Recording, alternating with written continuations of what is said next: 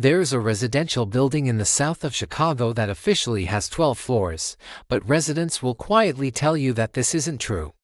The building was completed in 1998 and looks completely ordinary from the outside: concrete walls, narrow windows, a small parking lot behind it. Families live there. Students rent cheap apartments. Nothing about it seems dangerous. Except for the elevator.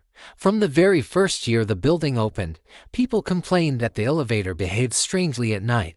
It skipped floors. It stopped between levels. Sometimes the display showed a number that didn't exist. The complaints were ignored. Until people started disappearing. The first confirmed case happened in 2003.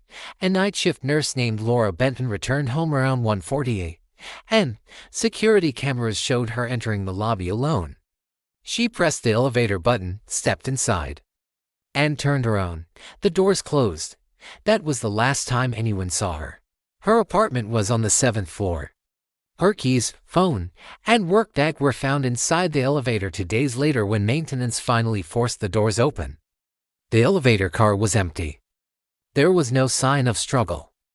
No fingerprints except her own. And one strange detail: the elevator display was frozen on 13. The building management claimed it was a malfunction. There was number 13th floor. After Laura's disappearance, tenants began sharing stories.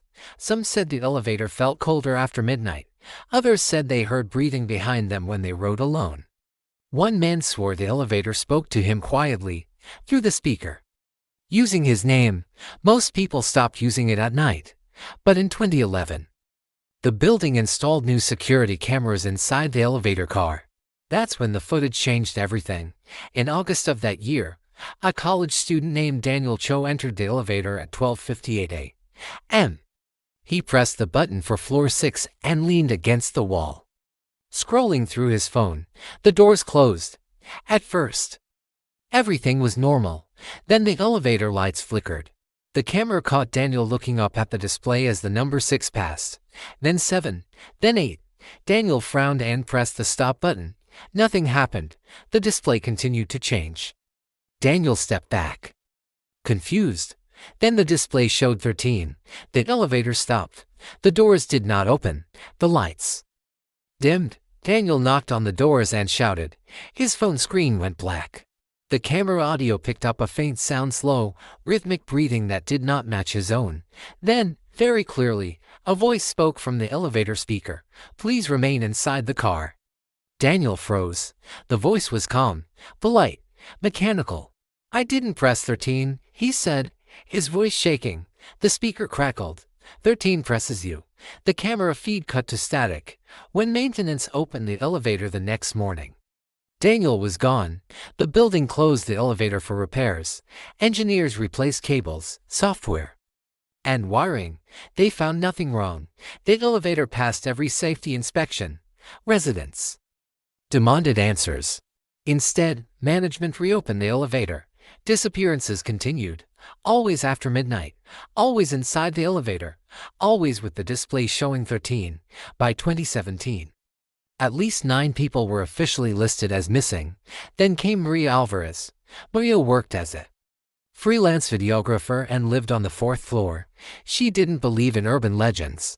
When people warned her about the elevator, she left. In October 2018, Maria decided to film the elevator overnight to prove nothing was wrong. At 12:45 a.m., she set up a small camera inside the car and pressed the button for the lobby. She stepped in, holding her phone, recording a live stream for her friends. Okay, she said, smiling. If I disappear, you can all say I told you so. The doors closed. The elevator began to descend. The display showed 4, 3, 2. Then it stopped. The number changed, 13. The chat exploded with messages. Is that real? Is that edited? Why is it stopping? Maria laughed nervously. That's not funny. The lights dimmed. The live stream audio picked up something else now, a low hum, like electricity running through water. Hello, Maria said. The speaker clicked on. Occupancy confirmed. Maria's smile vanished. I didn't select this floor, she said. You were selected, the voice replied. The temperature inside the elevator dropped rapidly. Maria's breath became visible. The walls began to change. The camera captured the metal panels darkening, stretching, as if the space inside the elevator was getting longer than it should be. Maria backed into the corner. "What is this place?" she whispered. The voice paused. Then it answered. "Storage." The elevator doors began to open, but behind them was not a hallway. It was darkness. Not empty darkness, but layered, moving, as if something deep inside was shifting. Maria screamed. Hands appeared from the darkness. Too many, pale, thin, reaching. The live stream ended. When police reviewed the footage, the final frame showed the elevator display flickering between 13 and 0. Maria Alvarez was never found. After that night, the building was quietly sold. New management sealed the elevator and told residents to use the stairs. The official explanation was structural risk, but the elevator was never removed. In 2022, a contractor named Ethan Miller was hired to inspect the sealed shaft. He entered the elevator alone at 1:10 a.m. to test the emergency system. He recorded everything on his body cam. The elevator descended past the lobby, past the basement. The display changed to 13. The speaker activated. Final capacity reached. Ethan tried to force the doors open. From the darkness outside the car, voices began to speak. Not one, dozens, all whispering the same phrase. Still room. The body cam footage ends with Ethan screaming as the doors close. The elevator has not moved since. Today, the building still stands.